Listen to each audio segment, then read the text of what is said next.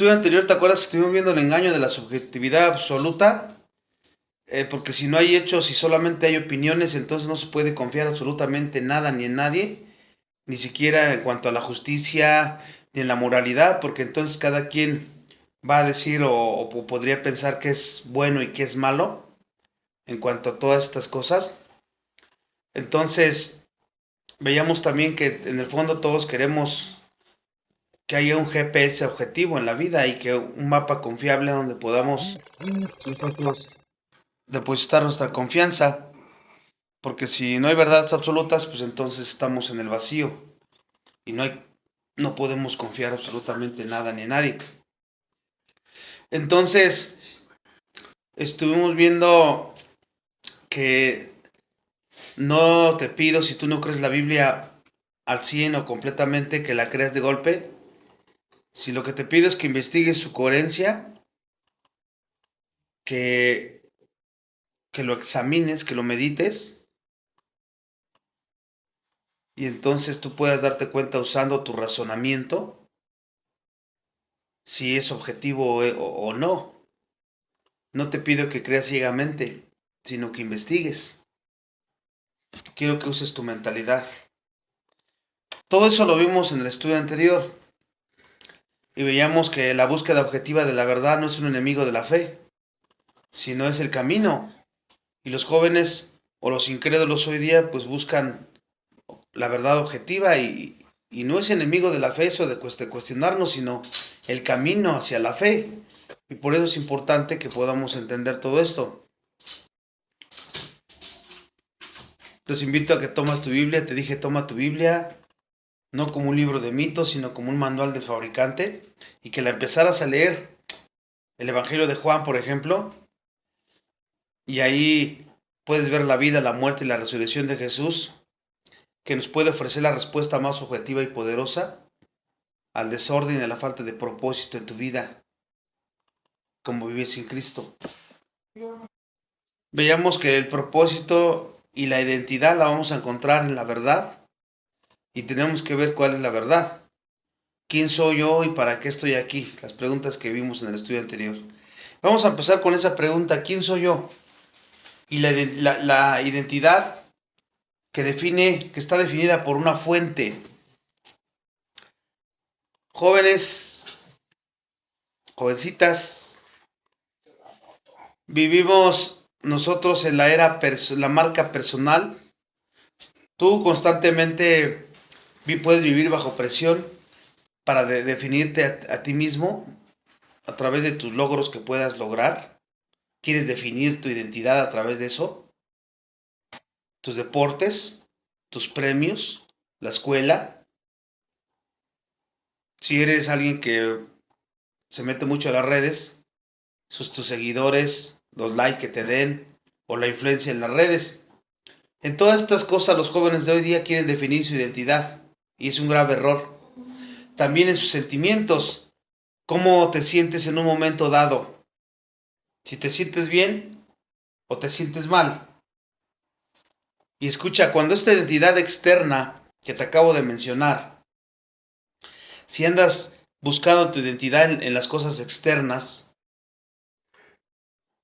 y vives situaciones sentimentales difíciles que cambien, en el trabajo pierdes dinero, te corren, etcétera, te puedes enfrentar en una crisis existencial. Entonces, y ahí viene el declive espiritual. Si tú eres solo el que hace o lo que sientes, si tú eres lo que haces o lo que sientes, ¿quién eres cuando no haces nada? O cuando te sientes vacío. Recuerda la pregunta, ¿quién soy? ¿Qué estoy haciendo aquí? Y hay muchos jóvenes que se basan para contestar eso a través de las cosas externas que les pasan y que les suceden, o sus emociones.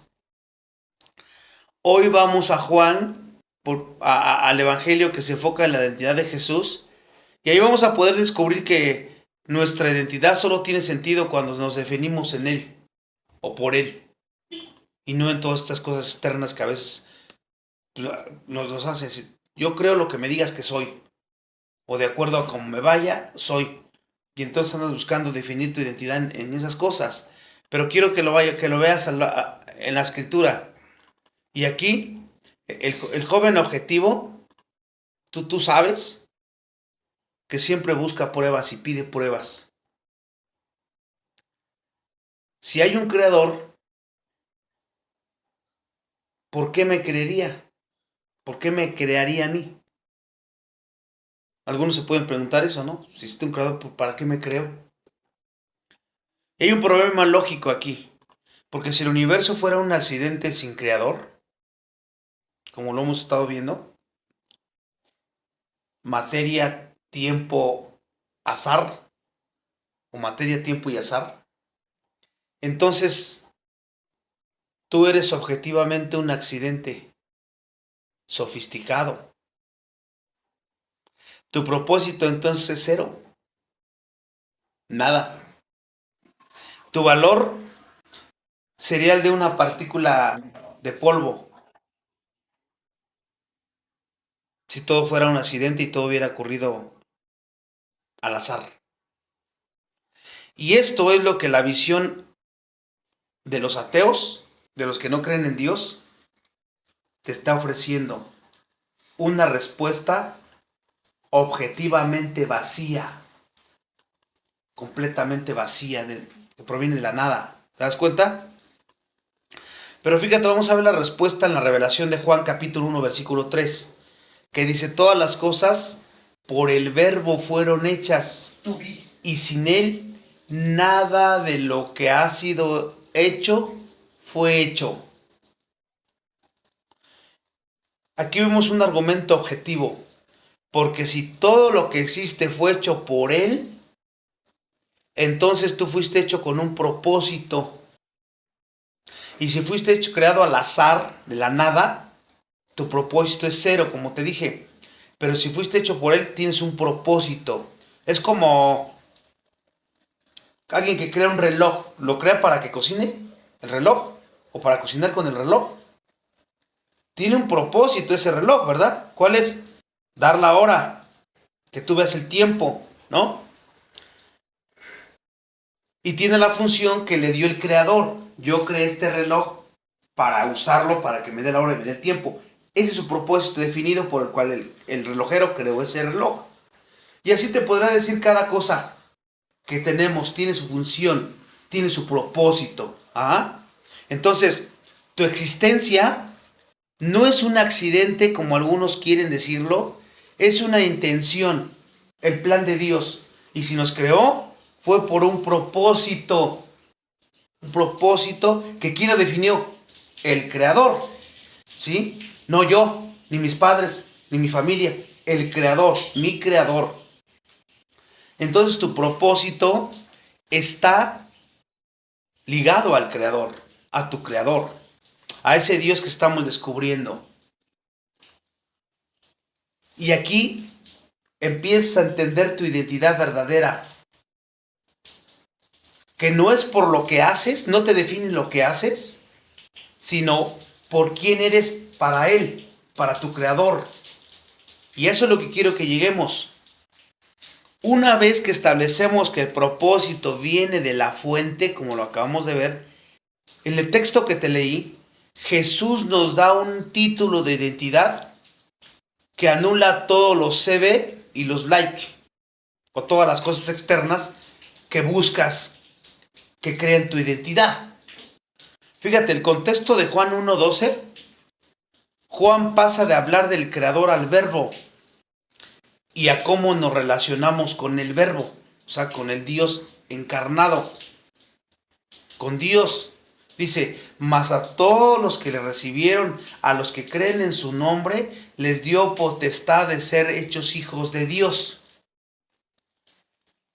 Aquí vemos el hecho que es objetivo, porque fíjate, en lugar de ser un empleado tú, o un proyecto de Dios, o un experimento de Dios, Jesús ofrece un estatus legal y permanente a todos los que le recibieron. Les dio potestad de ser ¿qué? Hijos e hijas de Dios. pero con un propósito, con un propósito. Ahora vamos a ver qué implicaciones lógicas tiene que seamos hijos de Dios, entendiendo esto. Número 1, tu valor, entendiendo esto después de todo lo que hemos estado analizando, tu valor no depende de tus rendimientos, de tu rendimiento, tus notas, tu dinero, las cosas que logres aquí en el mundo, sino de tu parentesco. Fuimos hechos a imagen y semejanza de Dios, y ahora en Cristo, porque antes sin Cristo somos criaturas, pero en Cristo somos adoptados como hijos de Dios, y ahora nos tenemos que parecer ¿a quién? A nuestro Padre que nos está adoptando. Un hijo tiene valor solo por ser hijo. Por ejemplo, un hijo del presidente, con que sepan que es hijo del presidente, lo van a respetar y lo van a ver con valor, por decirlo un ejemplo. Si tú entiendes tu identidad, de dónde proviene, de que eres hijo o hija de Dios, tienes valor simplemente por ser hijo o hija de Dios. Y eso te lleva a una seguridad inquebrantable, porque no puedes ser despedido de esa relación que tienes como hijo o hija de Dios. Si eres un creyente genuino, no puedes ser despedido. Así como si yo tengo un hijo y ya no me gustó cómo se portó, ya no quiero ser, ya no soy tu padre, y te despido y se corta nuestra relación de padre y hijo. No se puede. Siempre voy a ser tu papá y tú siempre vas a ser mi hijo. En ese sentido, es lo que dice la cita que te dije, que a todos los que le recibieron los adoptó como hijos de Dios a través de Jesucristo, a través del arrepentimiento y la fe en Jesucristo por gracia, según la Escritura, ¿no? Entonces, tú ya eres parte de la familia eterna en el momento que creíste, o si no has creído, que creas. ¿Para qué? Para que realmente recuperes, por decirlo de esa manera, tu verdadera identidad. Y entonces te parezcas al Padre y vivas y te comportes así, con un propósito que Él te dio, porque Él es tu creador, según todo lo que hemos venido estudiando, ¿no? Y tienes una herencia. Tu propósito no es, entonces, inventarte a ti mismo. Voy a ver cómo, como algunos lo mencionan, ¿no? Voy a hacer la mejor versión de mí, dicen ellos. Ese no es el propósito de un hijo o una hija de Dios, sino que reflejar la naturaleza del Padre. Amar, perdonar, ser santo porque Él es santo. Te tienes que parecer a tu Padre. Ese es tu verdadero propósito en esta vida, si has entendido lo que te estoy diciendo. Ahora, te quiero dar una aplicación, tú como joven, una aplicación objetiva. Fíjate, tu identidad no es la foto que publicas hoy, sino la relación que estableces tú con tu Creador, con Dios. Entonces, el propósito de tu vida, ¿cuál es? No es dinero, no es casarte, no es empoderarte, no es lograr tus metas. Eso, cuando uno tiene eso en mente, no has entendido quién eres, ni has entendido cuál es tu propósito verdadero como hijo o hija de Dios. Tu verdadero propósito, sin dejar de hacer lo otro, no digo que esté malo, pero el problema es cuando lo pones como prioridad. Tu verdadero propósito es conocer ¿a quién? A quien te hizo, y vivir como el reflejo de Él. Por eso Jesús dijo, conocerme y entenderme, esto es la vida eterna. Ese es tu verdadero propósito, porque entre más lo conoces a Él, vas aborreciendo más al pecado y te vas pareciendo más a Él. Eso es bien importante que lo entendamos en este punto. ¿Cómo se pasa de la lógica que te acabo de decir? Dios existe y me hizo. Esa es la lógica, después de todo lo que vimos. Pero ¿cómo se pasa de eso a la experiencia objetiva de una vida con propósito? Ya entendí que Dios existe y me hizo, ¿sí? Y ahora, ¿cómo empiezo a vivir una vida con propósito, según esto. Fíjate, Juan lo dice también. Juan 1:12 dice, a todos los que le recibieron, y el verbo es el clave es recibieron, porque esta no es una emoción, es un acto de la voluntad, una decisión objetiva. Decidiste creer en Él como Señor y como Salvador.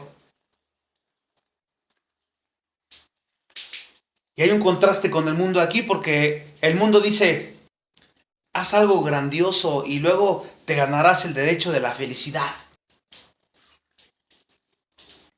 Y Jesús te dice, recíbeme.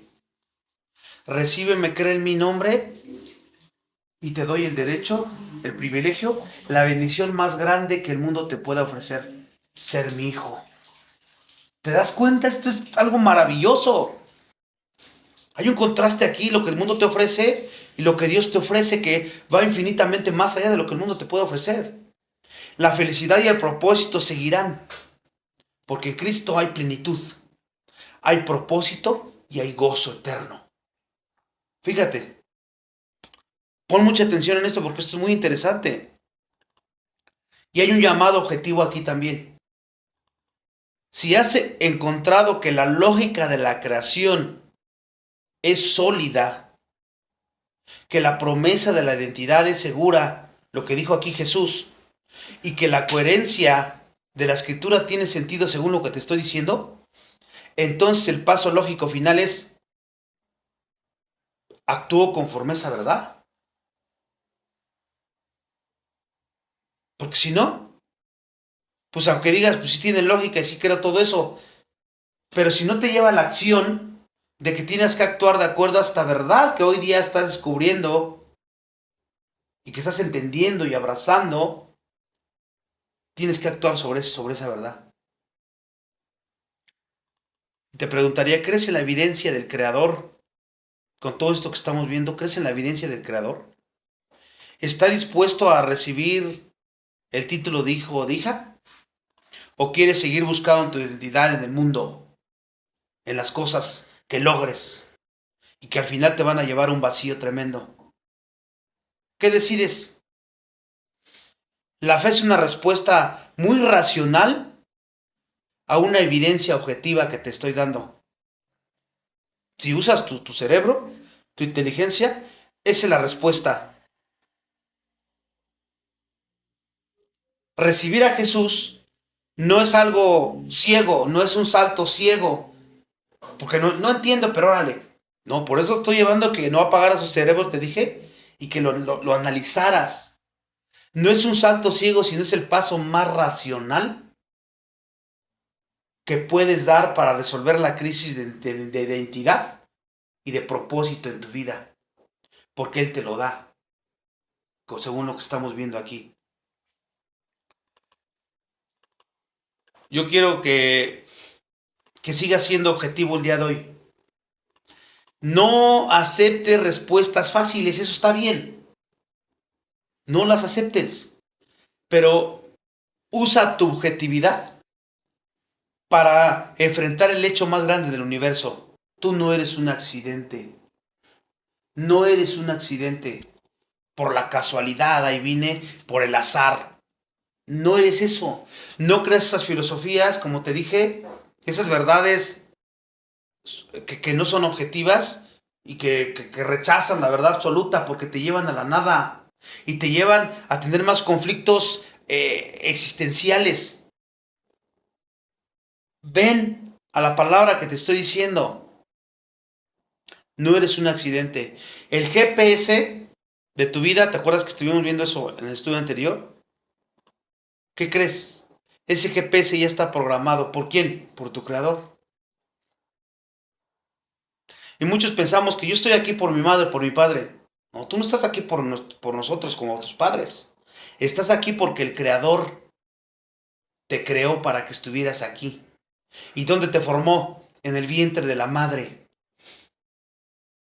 El que te dio la vida no es la madre.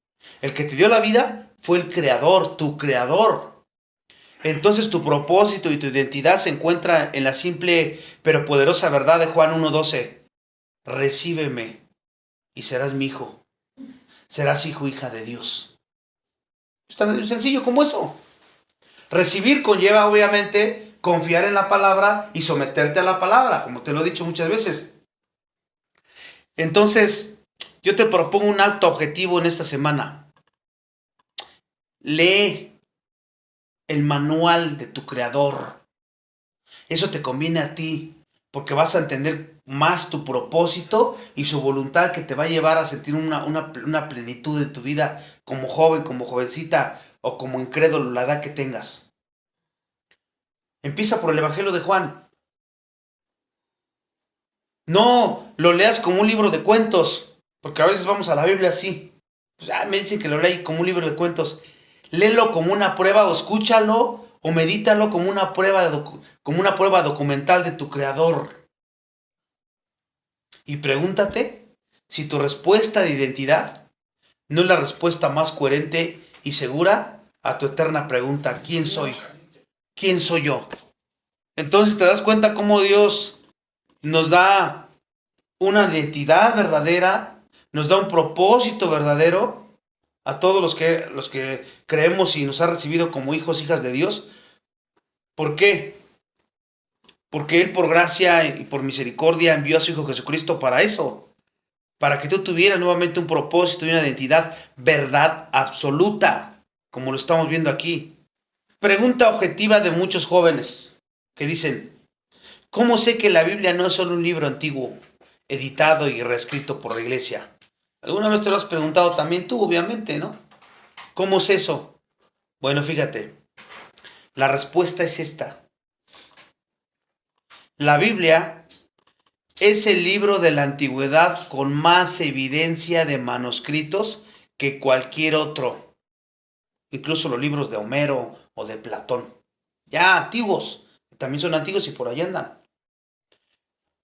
Fíjate, los rollos del Mar Muerto, que fueron descubiertos en el año 1947, que ya son más antiguos obviamente, pero lo descubrieron en ese tiempo, son copias del Antiguo Testamento con más de 2000 años. Más de 2000 años que confirman la asombrosa precisión del texto hebreo actual de la Biblia que tenemos hoy. La consistencia es histórica, no solo dogmática. O sea que la Biblia es histórica, no es solamente dogmática. Entonces, y aparte de otros argumentos que hay, ¿no? Las profecías que se han cumplido al pie de la letra 700, 800 años antes de que se dieran con Daniel y con algunos profetas, se cumplieron todas en Cristo. Entonces hay mucha evidencia para que podamos confiar en que la Biblia realmente es palabra de Dios. Incluso hay pruebas arqueológicas que prueban la existencia de esas ciudades y de los relatos bíblicos. O sea que nuestra fe no es ciega. Y la Biblia no la seguimos porque alguien nos la metió y nada más nos manipuló. ¿Por qué? Porque usamos nuestro razonamiento y porque hemos entendido, ha transformado nuestra vida y hemos visto la coherencia de la Biblia y nos ha llevado a someternos a ella y como una verdad absoluta. ¿Te das cuenta? Otra pregunta que hacen algunos jóvenes: si Dios es perfecto, ¿por qué la Biblia tiene contradicciones? Según ellos, ¿no? Bueno, pues las supuestas contradicciones, el número de ángeles en la tumba, las palabras en la cruz y algunas otras se entienden. ¿Por qué? Porque son enfoques diferentes de testigos oculares. O sea, lo vieron de diferente ángulo, por decirlo así. Así como cuando van hoy día varios reporteros a cubrir un evento, pues unos filman de un lado, otros filman de otro lado, y se ven diferentes cosas y así lo narran, ¿verdad? Es lo mismo en la escritura en muchos de los casos. Y también en la Biblia se utilizan figuras retóricas. Lenguaje fenomenológico, como el sol sale, el sol se mete. Y hay muchas hipérboles que son cosas exageradas para enseñar una verdad espiritual. Entonces, no son errores en los hechos centrales, más bien pueden ser variaciones en los detalles de las perspectivas, dependiendo del autor. Pero como muchos no se meten a la escritura a hacer una hermenéutica correcta y a atenderla toda, se quedan con lo que algunos enseñan por encimita nada más y empiezan a creer que hay contradicciones, pero la verdad es que no son. Simplemente son variaciones en la perspectiva de cada uno de los autores, como ya dije. Hay otros que se preguntan, ¿cómo se decidió que los libros debían estar en la Biblia y cuáles no? ¿Fue un simple voto humano, acaso? Y yo dije, este me gusta, este no me gusta, este sí. La respuesta es que la iglesia primitiva no creó el canon. La iglesia empezó en Hechos capítulo 2, el día de Pentecostés. Pero la iglesia no creó el canon, simplemente lo reconoció. Los libros ya inspirados, ellos nada más lo reconocieron. Utilizaron criterios muy objetivos, ellos obviamente. Por ejemplo, ¿qué criterios utilizaron? Número 1, autoría apostólica. Ellos conocieron a los apóstoles y pues se daban cuenta cómo hablaban ellos y cómo les enseñaban ellos. ¿Te das cuenta? Entonces, hay autoría apostólica y fue escrito por un apóstol o un asociado cercano siempre, alguna carta de la escritura, ¿no? Número 2, el uso universal. ¿Qué significa eso? Que fue aceptado y usado consistentemente por iglesias geográficamente distantes los textos en aquella época. Estamos hablando de más de 2000 años atrás. De esa manera ellos escogían cuáles eran los libros canónicos y cuáles no lo eran. Detectaban los falsos, pues, porque tenían discernimiento, conocían los autores, por lo tanto, y su uso era universal, o sea, todo el mundo que existía en aquella época. Otra prueba de que la Biblia es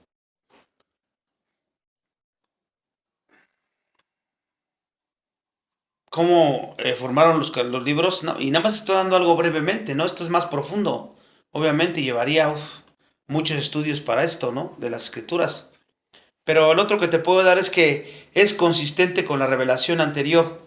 El Nuevo Testamento es consistente con el Antiguo Testamento y también con el testimonio apostólico conocido en aquella época. Se comparan. Muchos de los libros del Nuevo Testamento siempre citan del Antiguo Testamento. Jesús citó muchos libros del Antiguo Testamento. Eso quiere decir que son consistentes uno con el otro. Y los otros libros que no son, lógicamente ellos tienen discernimiento, los pudieron detectar y decir esto nada tiene que ver con lo que nosotros conocemos. Y por eso es que los desecharon. Y otra cosa bien importantísima es que el Espíritu Santo los guió. Eso no se nos puede olvidar. Y el Espíritu Santo verificó que no se equivocaran. ¿Sí? Ese es el más importante de todas las evidencias. El Espíritu Santo. Ahora, sobre la evidencia histórica de Jesús también hay varias preguntas. Ya vimos algunas de la Biblia, nada más. Pero vamos a ver sobre la evidencia de Jesús. Hay quienes preguntan, estamos hablando de preguntas objetivas de los jóvenes y está bien que pregunten todo lo que quieran. Hay que saber responderles. ¿Sí?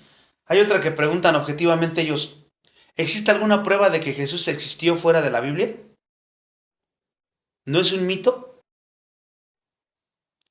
La respuesta es que Jesús está bien documentado por historiadores judíos y romanos que no eran cristianos. Por ejemplo, Flavio Josefo, que era un historiador judío, y Tácito, historiador romano, ellos no eran cristianos. Y ellos, en sus libros que ellos hicieron, que son muy confiables, estos cerca de aquella época, ellos dicen y confirman objetivamente que Jesús fue un hombre que vivió en Judea bajo Poncio Pilato y que fue crucificado y tenía seguidores que creían que había resucitado. O sea, no solamente son creyentes, porque pueden decir, pues ellos como eran creyentes y seguidores, nos inventaron esas cosas. Estamos hablando de hombres que no eran ni creyentes, pero ellos confirman que Jesús existió y que fue crucificado. Y son historiadores muy confiables, Flavio Josefo y Tácito, de que vivieron en aquel tiempo. Hay otra pregunta que ellos hacen objetiva que dice que preguntan, ¿qué evidencia existe de que la resurrección fue un hecho real y no una invención o una alucinación? La respuesta es que la resurrección es el centro de la fe y se define con 3 hechos históricamente verificados. O sea, esto es historia y verificada, no un invento, un mito ahí. Porque vamos a darle una explicación a esto que te estoy diciendo de hechos históricamente verificados. Número 1, la tumba vacía. Escucha esto. Nadie, ni romanos ni judíos, pudo encontrar el cuerpo. Pudo producir, después inventaron que se lo robaron, etcétera. Pero Juan, en su evangelio, dice que cuando fue Pedro y Pedro entró a ver, estaba todo ordenado, todo acomodadito. ¿Por qué escribe eso Juan así? ¿Qué tiene que ver eso? Que hasta nos dice cómo estaba su ropa doblada y todo lo que tenía, todo bien acomodadito y ya no estaba. Porque si hubiera sido robado, ¿tú crees que hubieran dado tiempo a los rateros a acomodar todo? Vamos a dejar todo acomodadito y nos vamos. Pues obviamente no hubieran agarrado el cuerpo sin quitarle las vendas y se lo hubieran llevado. Así, vámonos. Entonces, todo lo que escribió Juan tiene con un propósito para que sea evidencia. La tumba estaba vacía, después inventaron que se lo robaron, ya te dije que no puede ser porque estaba todo acomodado. Y esa es la primera prueba de que realmente Jesús resucitó. Número 2, las transformaciones de los discípulos, porque después se les apareció a ellos, resucitado, y pasaron, antes eran bien cobardes porque estaban escondidos con miedo, y después fueron unos predicadores dispuestos a morir por el mensaje que sabían que no era falso. Ahí está otra prueba más. Y todos, la mayoría de ellos murieron, excepto a Juan. Todos murieron por esa verdad que ellos sabían que no era mentira. Imagínate, ¿tú crees que iban a morir por un engaño? Número 3. El testimonio ocular de más de 500 personas. Pablo en 1 Corintios 15 lo dice. Cuando Jesús resucitó, resucitaron otros tantos. Y el testimonio ocular de que los vieron porque se apareció a la mayoría eran creyentes. Y la mayoría escucha de esos testigos. Cuando Jesús resucitó, estuvo 40 días con sus discípulos y después se fue al cielo. Ascendió, fíjate, escucha. Pero muchos de los que resucitaron, los historiadores dicen que muchos de ellos seguían vivos para ser interrogados y poder decir la verdad en cuanto a este hecho. Entonces lo que estamos viendo son evidencias históricas, verificables, Brandon. ¿Te das cuenta? Aquí estoy respondiendo varias preguntas que hacen los jóvenes y está bien que las hagan. Ya vimos en un sentido cómo se decidieron los libros que están en la Biblia. Si Dios es perfecto, ¿por qué la Biblia contiene contradicciones? Ya dimos la respuesta a eso. ¿Existe alguna prueba de que Jesús existió fuera de la Biblia? ¿No es un mito? También vemos que Flavio, Josefo y Tácito, que eran historiadores que no eran cristianos, ellos lo confirmaron. Y son evidencias históricas. Y también hay evidencias históricas y verificables de la resurrección. No es un invento ni una alucinación de nadie ni de nada. Y hay otra pregunta más. Ya estamos casi llegando al... ¿Por qué murió Jesús? Si Dios es amor, ¿por qué necesitaba un sacrificio sangriento? Hay unos que preguntan eso, y muy buena pregunta. La respuesta es, si un creador moral existe, ya lo vimos en la primera prédica, también debe haber una ley moral, ¿verdad? Si Él es el que pone el estándar moral, quiere decir que Él tiene una moral objetiva. La justicia es santo, santo, santo. Entonces la justicia lleva a que la ofensa de violar una ley infinita, porque todos violaron su ley, su estándar de moralidad, pues requería una compensación infinita. Por eso es que el Verbo tenía que hacerse carne, tenía que venir Dios sin pecado para poder salvar a los humanos, tuvo que hacerse humano, y para poder morir por los pecados de todos nosotros, pues tenía que ser humano, y por lo tanto, Dios requería una compensación infinita por haber violado su ley infinita. Y hay otro motivo por el cual murió Jesús: el amor. Dios en su amor proporciona la compensación, porque el mismo Jesús, para que su justicia, ahí fue donde Dios mostró su misericordia, porque ¿quién iba a morir? ¿Quién iba a pagar ese precio? ¿Cómo el hombre se iba a poder salvar si no podía en su propia justicia, si era pecador? Dios muestra su amor. ¿Y qué hizo? El mismo Jesús, la segunda persona de la Trinidad, se encarnó para que la justicia de Dios y su amor se unieran y no nos condenáramos. O sea, Él vino a pagar el precio por nuestros pecados, que nosotros mismos jamás hubiéramos podido hacer. Ese es el Evangelio. Y esa es la solución lógica al dilema de la justicia moral y el perdón. Alguien pagó ya por nuestros pecados.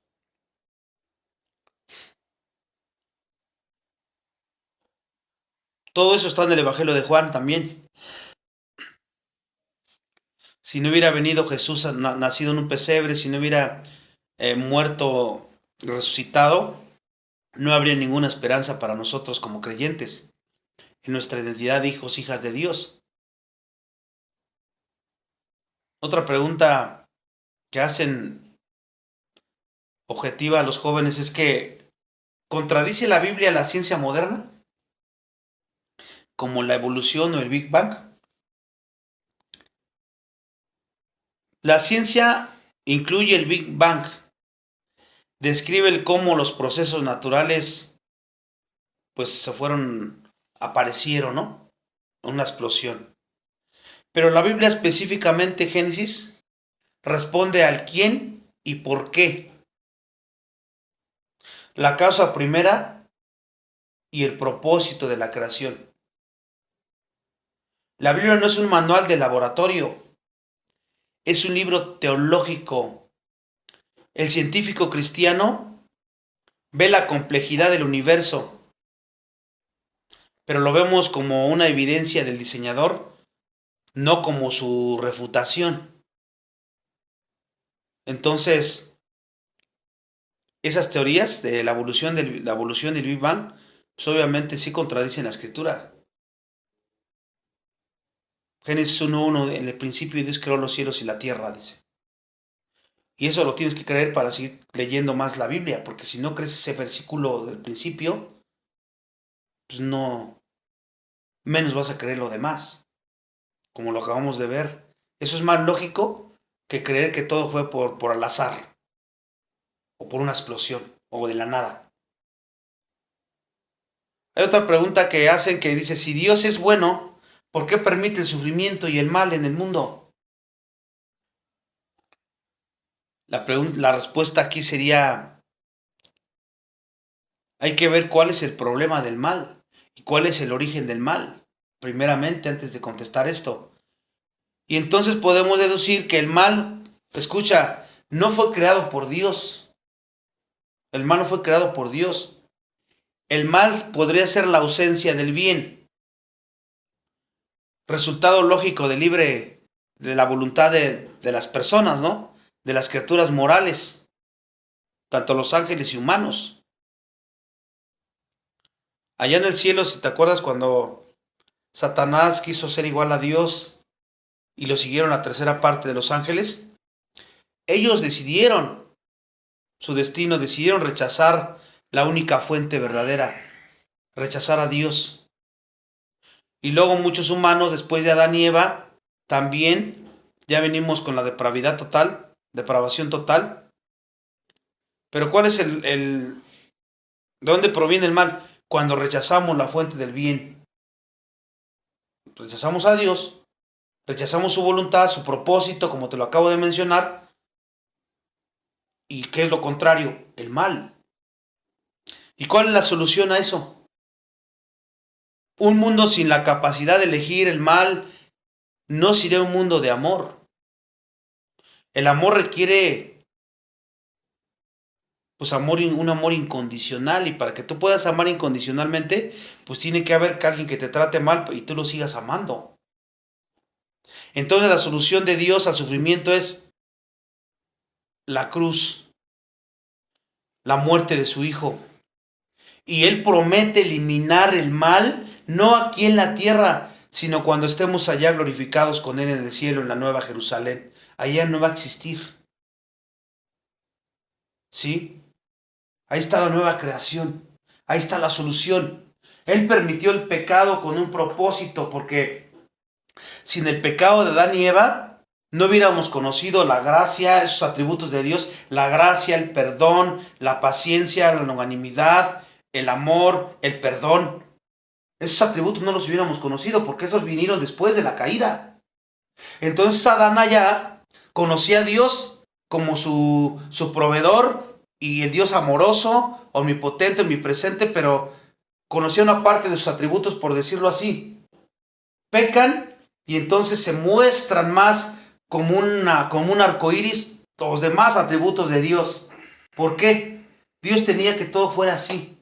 Porque Él pudo haber puesto un cerco en el árbol y decir, no pequen, no creó robot. Él quería manifestar toda su gloria, que lo conociéramos en todos sus atributos, por eso es que permitió el pecado. Ahora en Cristo, fíjate, en Adán ellos eran criaturas creados de la tierra, ¿verdad? Pero ahora en Cristo, nosotros, Dios promete que vamos a ser glorificados. Vamos a ser glorificados, no va a haber enfermedad, no va a haber pecado, no va a haber nada en la nueva Jerusalén, en nuestra nueva creación. En Cristo somos nuevas criaturas, o sea que de ser hombres, si nos hubiéramos quedado sin pecado como Adán y Eva, pues nada más hubiéramos conocido una parte de sus atributos, pero íbamos a ser eternos, pero no iba a haber glorificación. No íbamos a ser como el Dios hombre, que después vino y se convirtió en el Dios hombre, Jesucristo. Entonces te das cuenta, ahora en Cristo, Dios nos exaltó con una mayor identidad, un mayor propósito y una mejor gloria que la que tenía Adán y Eva. Eso es bien importantísimo entenderlo. O sea que Dios, su plan desde antes de la caída, después de la caída, siempre ha tenido el control y siempre ha sido sabio en lo que Él ha decidido. Hacer un pueblo para Él que realmente le conozcan en todos sus atributos. Y para eso fue necesario el mal. Y eso no quiere decir que Él fue el causante del mal. No, el hombre fue el que decidió desobedecerlo. Y ella lo sabía. Y si permitió eso, fue para el bien del hombre, de los redimidos, de los que creemos en Él. Porque ahora en Cristo somos nuevas criaturas y vamos a ser infinitamente más que lo que era Adán y Eva cuando estaban allá. Y por último, para terminar, utiliza este artesanal de respuestas que te acabo de dar para validar la necesidad de objetividad del joven. Está bien que nos pregunten y hay que contestarles. Y tenemos que comenzar siempre diciendo, esta es una pregunta excelente. Y tienes derecho a pedir una respuesta lógica a lo que me estás diciendo. Y tenemos que presentar evidencias como si estuviéramos en un tribunal. Que buscas pruebas y los de ahí te dicen, pero a ver, pruébame esto. Bueno, va, hechos, testigos y argumentos coherentes, como lo estamos viendo aquí desde el primer estudio. Tenemos que responder a las preguntas con respeto, con apertura y siempre invitarles a investigar por sí mismos. Yo te lo dije, investígalo, para que tú mismo corrobores la validez histórica de los evangelios, que lo poquito que te acabo de decir ahorita. Y si te metes a escudriñar la escritura, tú mismo investígalo y corrobóralo tú. Y vas a ver que vas a llegar a la misma conclusión. Eso es lo que pasa cuando realmente Queremos saber más, la verdad, y somos dirigentes y buscamos respuestas, sí, pero también nos esforzamos en encontrarlas. No conformarme, ya me lo dijo. Yo voy a la escritura y voy a corroborarlo yo mismo.